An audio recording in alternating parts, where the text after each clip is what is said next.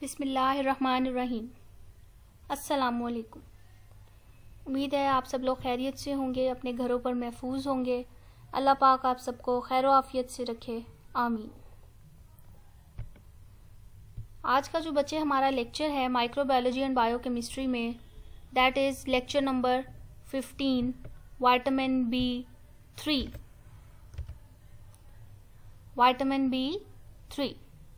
इससे पहले हम थोड़ी सी डिस्कशन करेंगे अपने टेस्ट के हवाले से, जो हमने कल टेस्ट परफॉर्म किया फैट सॉल्युबल विटामिन्स का। पहली बात तो ये कि टेस्ट आप लोग अटेंड नहीं करते। टेस्ट में स्ट्रेंथ बहुत कम है, आप लोग टेस्ट बिल्कुल नहीं दे रहे, और जो बच्चे दे रहे हैं रेगुलरली उनका नाम नोट किया जा रहा है। अभी आप लोगों के लिए ये चीज़ें थोड़ी सी शायद सीरियस नहीं है, बट ये प्रैक्टिस तो कंटिन्यूस नहीं है। ये जस्ट आप लोगों के लिए है कि आप लोग जो फारिग बैठे हो, कल को जब फिजिकल क्लासेस स्टार्ट हों तो आपको कोई मसला ना हो, आप अपनी पढ़ाई से थोड़ा सा इन टच रहो।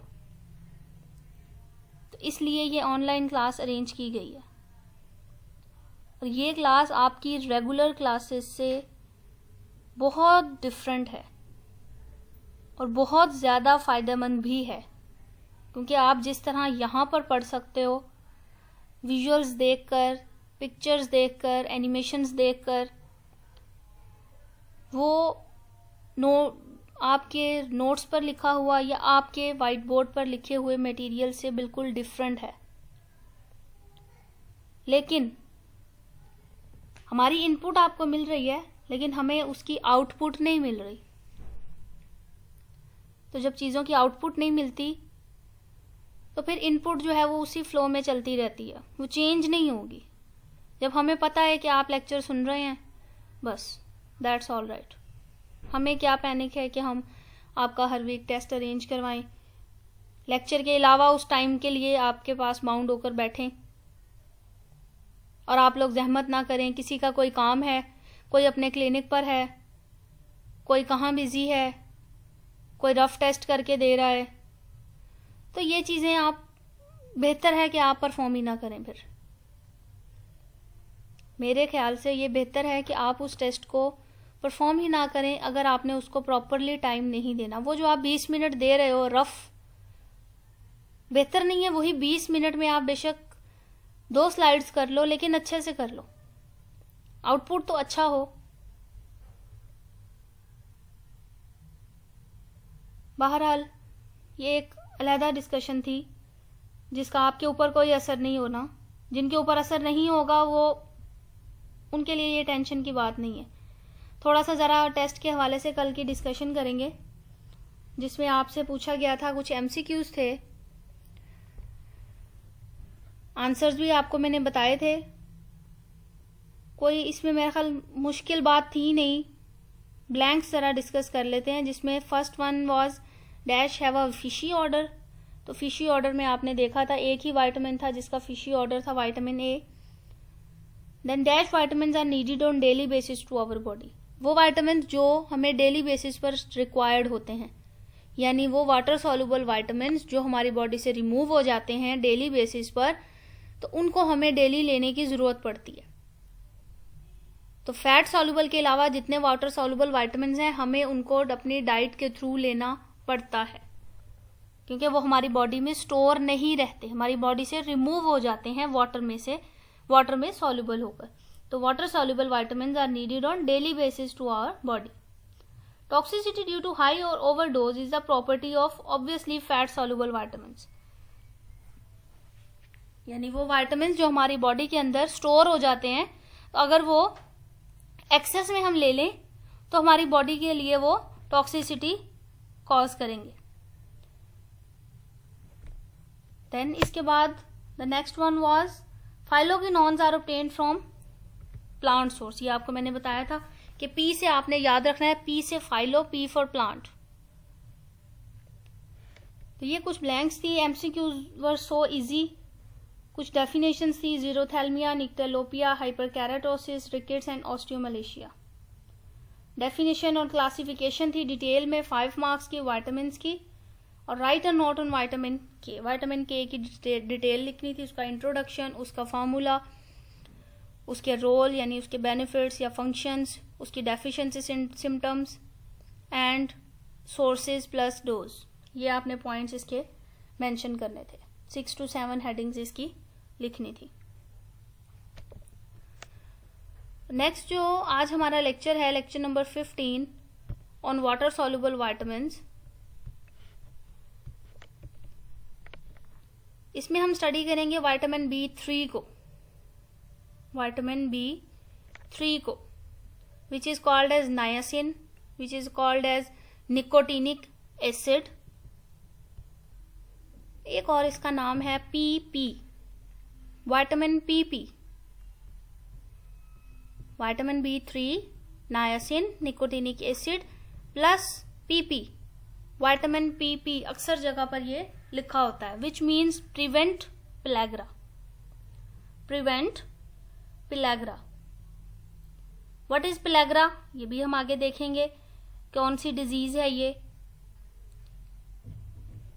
तो ये नाम चारों आपने याद रखने हैं, vitamin B3, niacin, nicotinic acid and prevent pellagra यानी PP। It is also called as vitamin which is water soluble, known as niacin, nicotinic acid or PP. Isolated in 1937, white crystalline powder have a slight odor, slight odor मतलब बहुत हल्का सा इसका aroma होता है। Then vitamin B3, कुछ interesting सी इसकी information थी जो आपके लिए जरूरी थी। Its formula is C5H9O2, extremely stable to heat, light, acid, alkali and oxidation. Extremely stable, highly stable molecule है, हीट से, लाइट से, एसिड से, अल्कली से, इन सारी चीजों पर ये स्टेबल है, ऑक्सीडेशन से। क्लियर हो गया? तो स्टेबिलिटी का यहाँ पर इंपॉर्टेंट था पॉइंट। ये कुछ सोर्सेज हैं, मीट है, स्पिनच है, लिवर है, चिकन है, पीनट्स हैं, मशरूम्स हैं, टोमेटोज हैं। Then this is the structure vitamin B3। C5H9O2, carbon 5 हैं, यहाँ आप देख सकते हैं 1 2 3 4 एंड 5 and 6। हाइड्रोजन 5 हैं, 1 2 3 4 and the other one is 5। यहाँ पर हाइड्रोजन नहीं होगा क्योंकि 4 बॉन्ड कंप्लीट हैं, 4 बॉन्ड्स यहाँ आएंगे, 1 2 3 4 and this one is 5। 2 oxygen नजर आ रहे हैं, 1 नाइट्रोजन नजर आ रहा है। ये इसका स्ट्रक्चर है। Then role, it is a coenzyme in the form of NAD and NADP। NAD क्या है, NADP क्या है, ये आपको मैंने लास्ट लेक्चर में भी बताया था कि ये क्या होती है।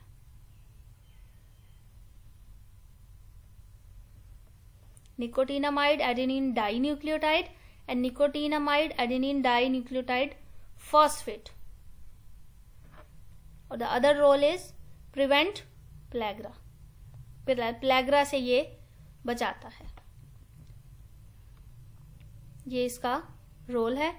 Then deficiency of vitamin 3, the main deficiency is pellagra.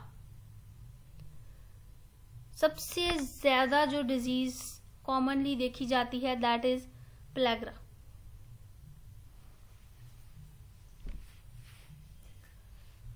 That is पिलैग्रा।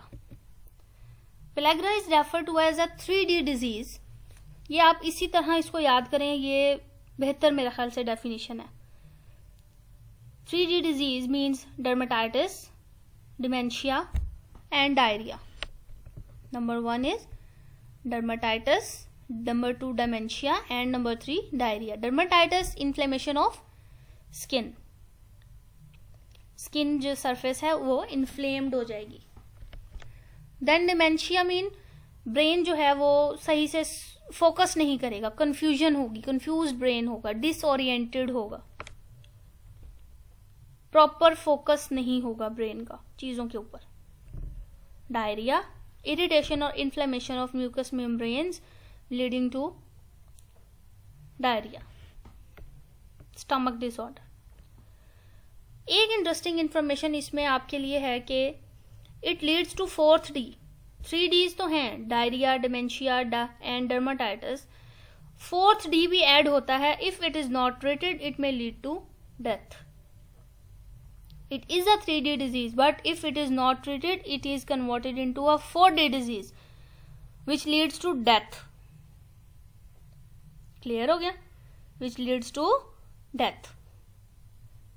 A 3D disease in which dermatitis, dementia, and diarrhea occurs. But if plaque is not treated, it leads to 4th D, which is the death. Clear हो गया? Then anorexia. Anorexia. It is a lack, कमी और loss या खत्म हो जाना of appetite यानी भूख का for food, खुराक के लिए। Eating disorder भी बोल सकते हैं इसको, इमोशनल डिसऑर्डर भी बोल सकते हैं इसको। क्या कह सकते हैं इसको? ईटिंग डिसऑर्डर भी कह सकते हैं, इमोशनल डिसऑर्डर भी कह सकते हैं इसको हम, जिसमें क्या होता है? Loss of appetite for food. An emotional disorder characterised by an obsessive desire to lose weight by refusing to eat. Obsessive desire मतलब बहुत ज्यादा ख्वाहिश जागेगी कि वो अपना वेट जो है वो कम करें, बाय रिफ्यूजिंग टू ईट।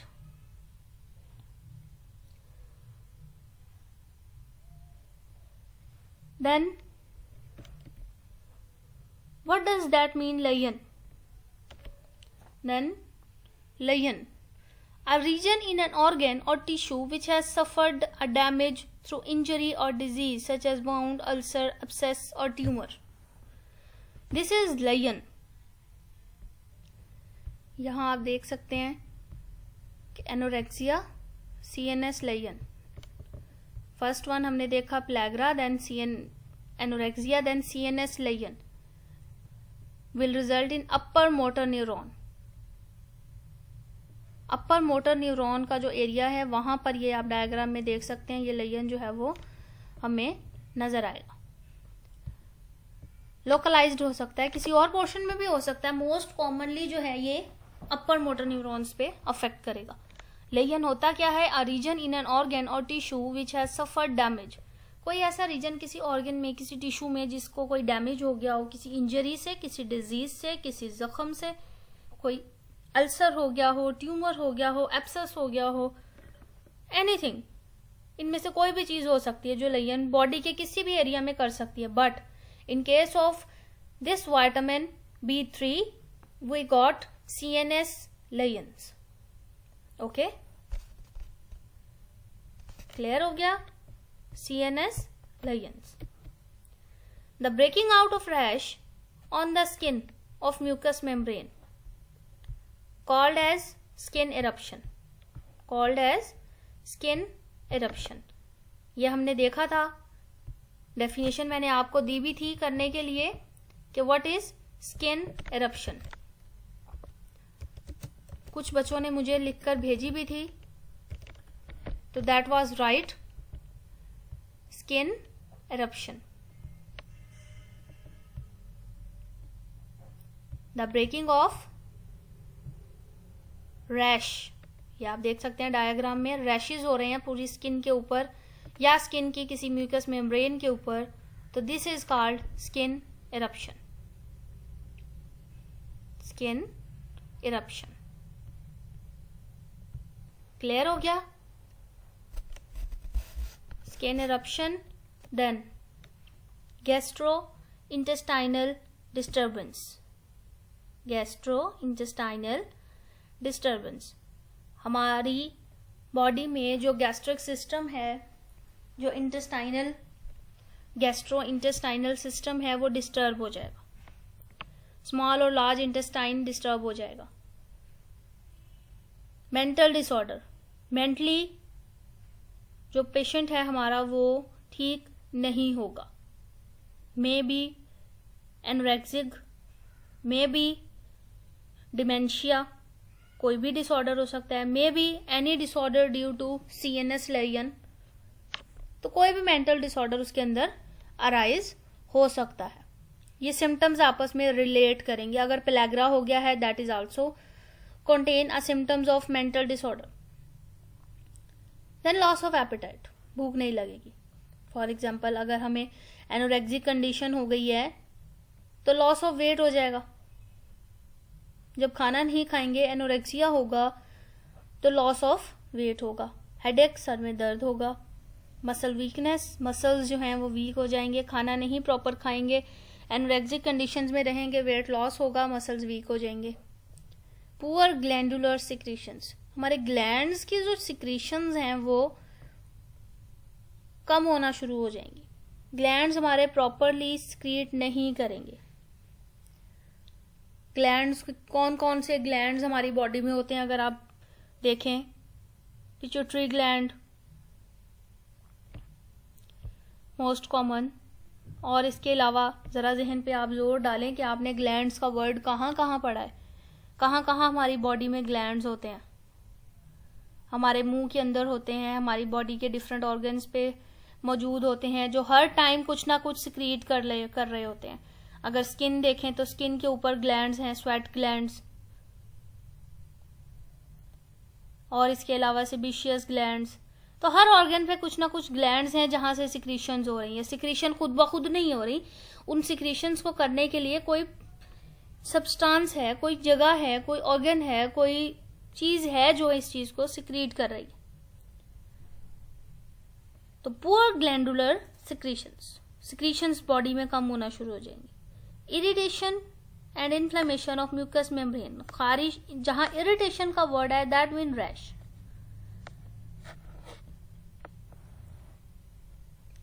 हमारी म्यूकस मेम्ब्रेन जो है दैट विल बी इरिटेटेड और inflamed.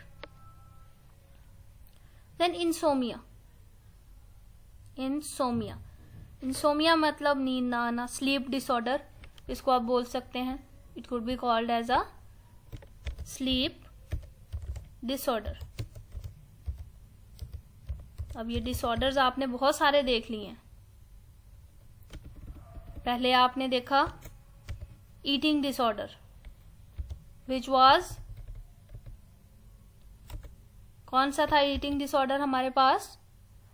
Anorexia. Emotional disorder also anorexia. Sleep disorder insomnia. Clear है? देन इसके बाद GIT haemorrhage. What is haemorrhage? What is haemorrhage? आप सुनते हैं किसी को, मोस्ट कॉमनली जो वर्ड आप सुनते हैं दैट इज ब्रेन हेमरेज। तो क्या होता है उस हेमरेज में? लोग क्या कहते हैं कि इसको ब्रेन हेमरेज हो गया। उस ब्रेन हेमरेज में क्या होता है?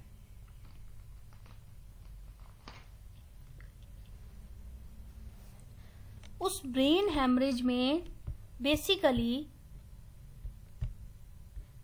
जो ब्लड है वो रिसना शुरू हो जाता है। वो कोई वेसल होती है जो फट जाती है जिसकी वजह से ब्लीडिंग हो जाती है, दैट इज हेमरेज। ऐसा नहीं होता कि कोई क्लॉट बन गया है, ब्लड वेसल में कोई क्लॉट बन गया और हेमरेज हो गया। उस क्लॉट बनने से वो ब्लड वेसल रप्चर हो गई है, ब्रेक डाउन हो गई है, फट गई है, जिसकी वजह से ब्लड एस्केप कर रहा है, ब्लड उसमें से लॉस हो रहा है, उसकी वजह से हम वो कंडीशन कहलाती है haemorrhage.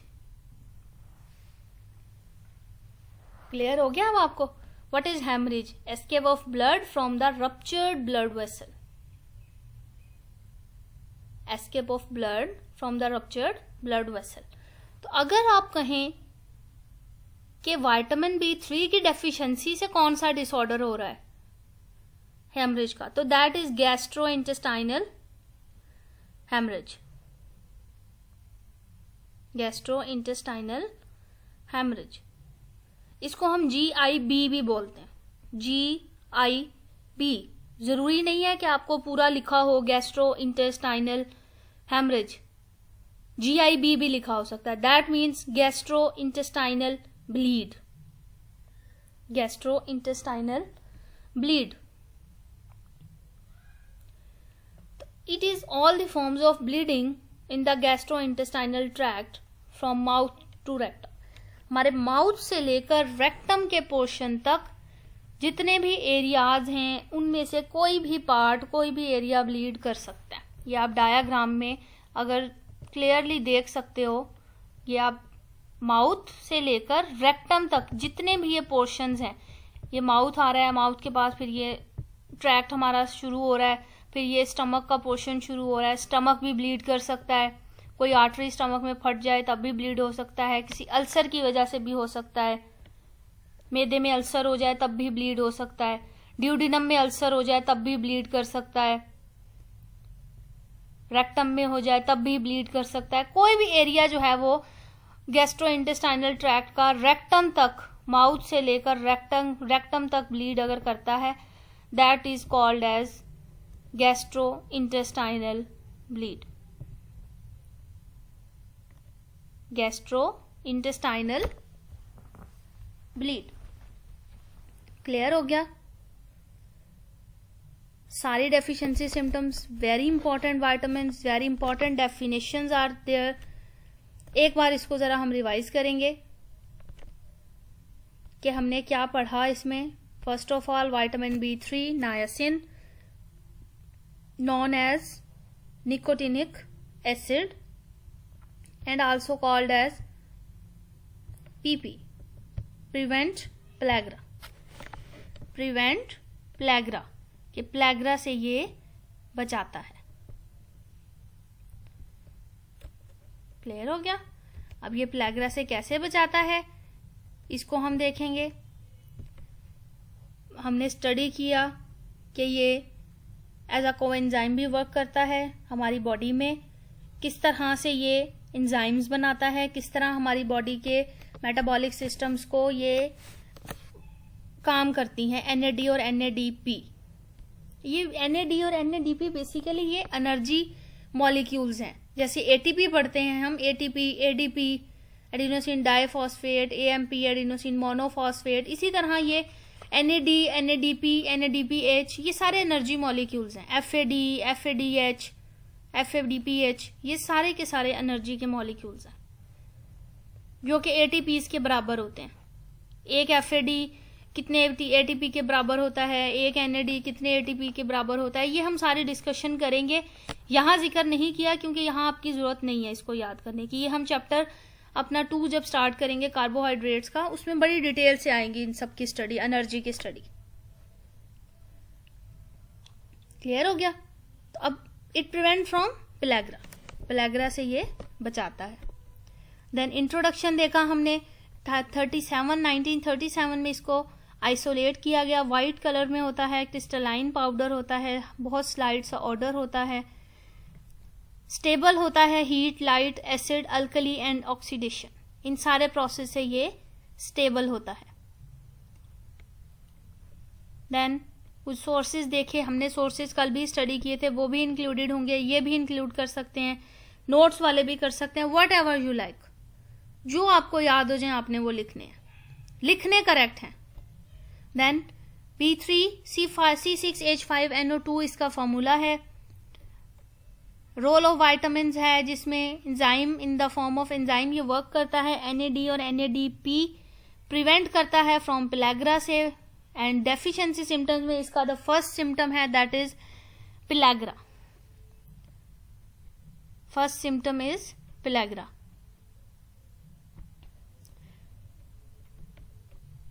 Pellagra is the 3D disease in which dermatitis, dementia and diarrhea occurs. But if these three are not treated, then it leads to a 4th D which is called as death. Clear हो गया? तो if pellagra is not disease, अगर आपसे पूछा जाए 4th D disease क्या है तो आप कहेंगे if pellagra is not treated, it is converted into a 4D disease which leads to death. Clear है? तो अगर 3D डिजीज को ट्रीट ना किया जाए तो वो 4D डिजीज को लीड करेगी, जो क्या कहलाएगी? Death. Then anorexia is a loss of appetite या ईटिंग डिसऑर्डर या emotional disorder characterized by obsessive desire to lose weight. Then CNS lesion on the upper part of motor neuron. And what are motor neurons? ये सारी neurons आपने brain में बहुत detail से पढ़ी हुई हैं. यहाँ अब उसको डिस्कस करेंगे तो डिस्कशन बहुत लंबी हो जाएगी. What is lesion? A region in an organ or tissue which has suffered a damage. Body में किसी ऑर्गन का कोई हिस्सा या कोई टिश्यू जिसको कोई डैमेज पहुंचा हो, by injury, by disease, by wound, by ulcer, by abscess और ट्यूमर, एनी अदर, कुछ और भी रीजन हो सकती है. Skin eruption, the breaking down of a rash on the surface of skin और mucous membrane. Then GIT disturbance, mental disorder, loss of weight, headache, muscle weakness, poor glandular secretions, irritation and inflammation of mucous membrane, insomnia, GIT hemorrhage. And hemorrhage is the escape of blood from the ruptured blood vessel. Ruptured means broken. GIT bleed या GI bleed is all the forms of bleeding in the gastrointestinal tract from mouth to rectum. Mouth से rectum तक कोई भी portion हमारा अगर damage हो जाए किसी इंजरी की वजह से, किसी अल्सर की वजह से, that leads to bleed called as GI bleed. उसमें फिर हम स्पेसिफाई कर देंगे कि जीआई का कौन सा पोर्शन ब्लीड कर रहा है. डिड्यूनम है तो डिड्यूनल ब्लीड, रेक्टम है तो rectal bleed, what ever it is. Clear हो गया? कोई क्वेश्चन हो किसी किस्म का आप लोग पूछ सकते हो और अच्छे से इसको पढ़ो. Thank you so much. Allah Hafiz.